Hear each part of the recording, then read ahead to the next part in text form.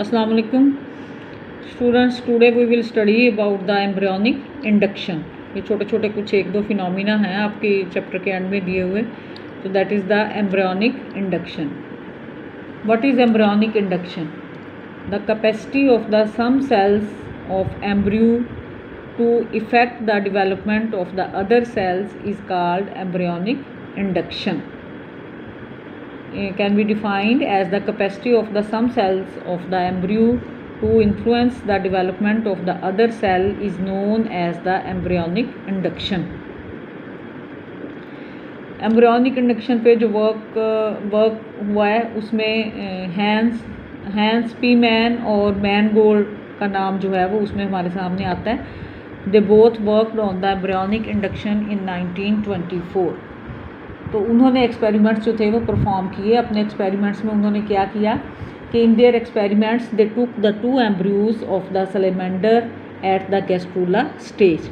उन्होंने 2 एम्ब्रियोज जो थे वो सलेमेंडर के लिए एट द गैस्ट्रूला स्टेज, और उसके बाद उन्होंने क्या किया, they remove the dorsal lip of the blastopore from the 1 embryo. ठीक है, उन्होंने क्या किया कि डॉर्सल लिप से जो था पीस जो था वो डॉर्सल लिप का of the blastopore of the 1 embryo piece जो था वो उन्होंने रिमूव किया। And they transplanted this piece into a ventral position of the second salamander. ठीक है, और इसको जो था वो उन्होंने क्या किया, इसको उन्होंने ट्रांसप्लांट किया दूसरे एम्ब्रियो पे, यानी एक से उन्होंने लेके और उसको जो है वो दूसरे एम्ब्रियो के लैटरल पोजीशन पे जो था वो सलेमेंडर का जो गैस्ट्रूला था वहाँ पे उसको जो था वो ट्रांसप्लांट किया। दिस सेकंड गैस्ट्रूला इन्वेजिनेटेड, इसमें जो थी वो सेकंड गैस्ट्रूला जो था वो उसमें जो थी इन्वेजिनेशन हुई। And it developed notochord and the somites. ठीक है, उसमें जो थी वो सेकेंडरी नोटोकार्ड और सोमाइट्स की डेवलपमेंट जो थी वो हो गई। ठीक है, ये नोटोकार्ड ये जो था ये प्राइमरी नोटोकार्ड और ये सोमाइट्स की डेवलपमेंट जो थी उस एम्ब्रियो ने जो थी वो शो की।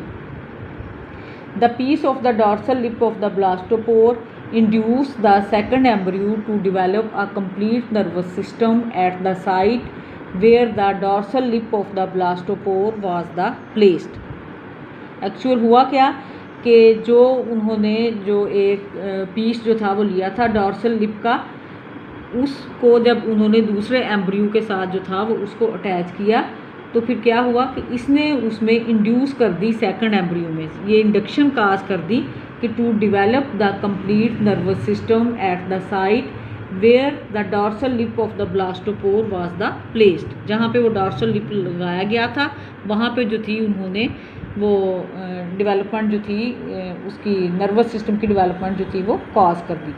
Later on it was also found that only the cells from the dorsal lip of the blastopore were capable of inducing a complete embryo। ठीक है, बाद में जो था ये भी उन्होंने कंफर्म किया कि only the cells from the dorsal lip of the blastopore were capable of inducing complete embryo। The area of the dorsal lip of the blastopore corresponds to the presumptive areas notochord, somite and the prechordal plate. यानी dorsal lip जो blastopore का था वो जो था वो presumptive areas था for the notochord, somites and the prechordal plate. The dorsal lip of the blastopore is the only tissue which is capable of inducing the development of the secondary embryo in the host. तो so that the Spemann call the dorsal lip area as the primary organiser.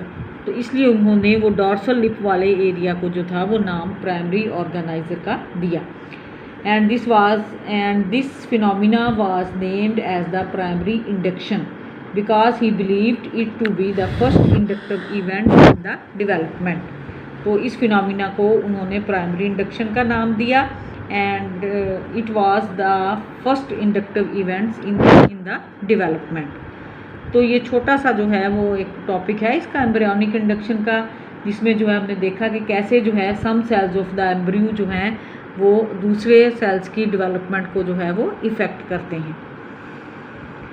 उसके बाद कुछ जो है वो आपके छोटे छोटे टॉपिक्स हैं। एक इसमें जो है वो एजिंग के बारे में है और एक जो है वो रीजनरेशन के बारे में है। एजिंग के बारे में जो है वो आपको मैं ऑडियो में ही कुछ जो है वो उसके बारे में जो है वो पढ़ा दूँगी। उसके बाद जो है वो कुछ रीजनरेशन के बारे में जो है वो हम पढ़ते हैं। नेक्स्ट आवर टॉपिक जो है that is about the regeneration. What is regeneration? The ability to regain or recover the lost or the injured part of the body is called as the regeneration। यानी कोई भी body का part जो है वो loss कर जाए या जो है वो इंजर हो जाए तो उसकी जो रीगेनिंग एबिलिटी है this is called as the regeneration. इसको हम रीजनरेशन कहते हैं। एवरी एनिमल हैज़ मोर और less ability of the regeneration. Some have the more ability of regeneration and some have the less ability. For example, sponges. Sponges have the simple organization. We know sponges में there are the no tissues and the no organ formation. They have the greater power of the regeneration.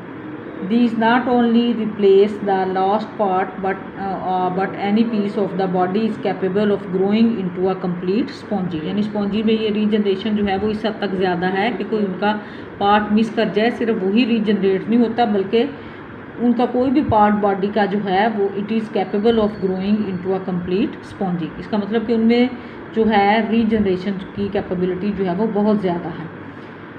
This process of the regeneration is very slow and it may require month or the years for the complete development। यानी स्पॉन्जीज में ये इस तरह से है हमारे पास इसमें capability जो है वो रीजनरेशन की। लोबेस्टर में हम देखते हैं कि अगर लोबेस्टर जो है इट लूजेस इट्स पिंसर, जो उसके आगे जो है वो एक पंजा सा जो है वो बना हुआ होता है जिसको हम पिंसर कहते हैं या पिंसर क्लॉ कहते हैं, तो वो उसका जो है वो लूज़ कर जाए, ख़त्म हो जाए, अ न्यू क्लॉ रीजनरेट्स।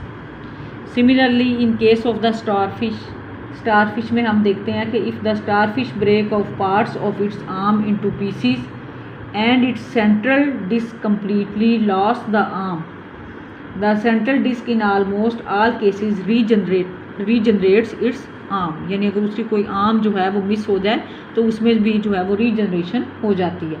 अगर सेंट्रल डिस्क जो है वो उसकी ख़ास तौर पे in almost all cases regenerates its arm, अगर उसकी आर्म्स एक या दो या ज़्यादा मिस हो जाएं तो सेंट्रल डिस्क प्रेजेंट हो तो उसमें जो है वो आर्म की रीजनरेशन जो है वो हो जाती है।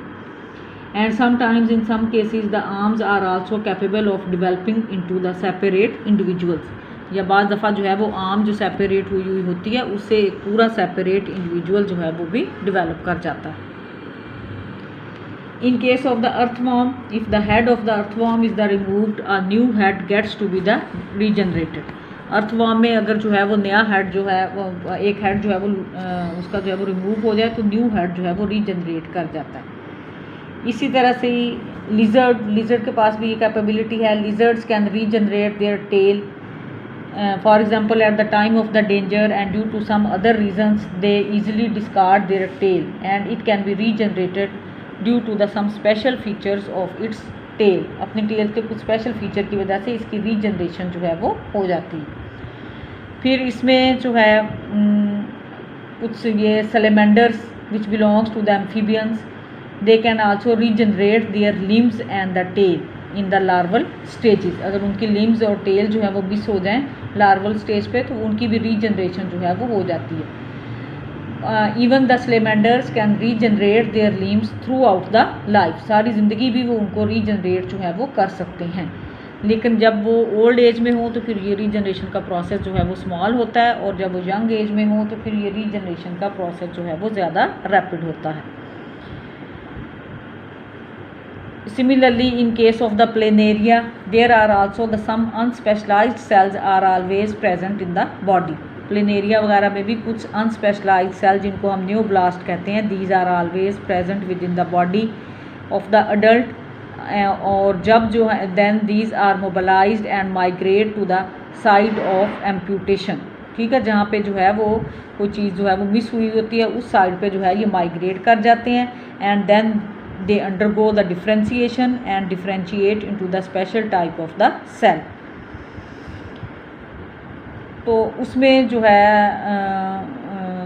जो है वो डिफरेंट एनिमल्स में हमने देखा कि डिफरेंट जो है वो कैपेबिलिटी जो है वो रीजनरेशन की प्रेजेंट है। In case of the human beings the healing of the fracture takes place, या अगर हमारी स्किन जो है वो कहीं से ब्रेक कर जाए तो उसकी भी हीलिंग जो है वो हो जाती है, या ज़ख़म वगैरह आ जाए तो उनकी भी with the passage of time healing हो जाती है। This is also the example of the regeneration. In case of the plants the regeneration is the basis of the plant propagation. Plants में ख़ास तौर पे रीजनरेशन जो है it is the basis of the plant propagation. Almost any part और even very small fragment of a plant sometimes develop into the full plant. Full plants में जो है वो डिवेलप हो जाता है। A part of the stem which contains only a few leaves may be taken from the many kind of the plants and these are planted in the soil from which the new complete plant is the produced.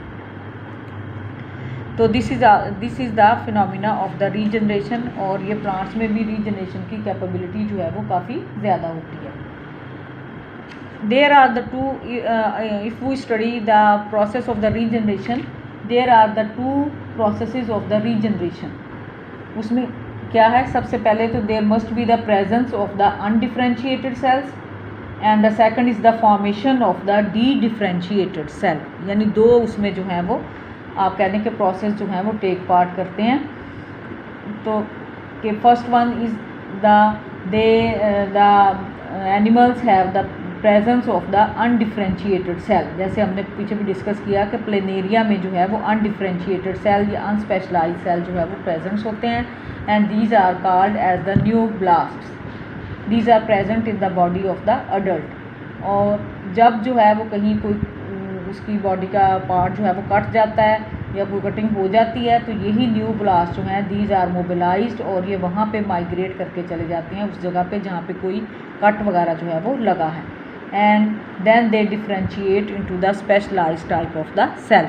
जैसे ये इस diagram में आप देखें कि यहाँ पे इसको जो है वो कट कर दिया गया है, ये बॉडी के जो है वो पार्ट जो है वो ये बॉडी का पार्ट, ये पार्ट जो है यहाँ पे कट हो गया। अब इसके बाद यहाँ पे जो है वो न्यूब्लास्ट अनडिफ्रेंशिएटेड सेल जो है वो माइग्रेट होंगे, and then they will be differentiate into the specialised cell.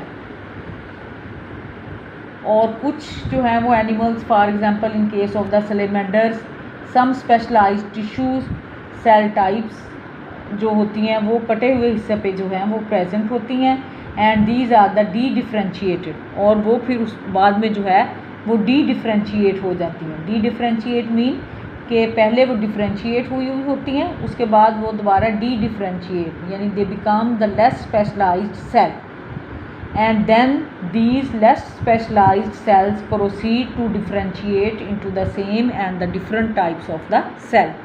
यानी पहले जो है वो इसमें वो सेल जो है वो डी डिफ्रेंशिएट होते हैं, फिर वो डी डिफ्रेंशिएटेड सेल जो हैं देन अगेन डिफ्रेंशिएट, या तो वो उसी तरह के डिफ्रेंशिएट होकर सेल बनाएंगे जैसे कि वो पहले थे, या उससे जो है वो डिफरेंट टाइप के सेल्स भी बना सकते हैं।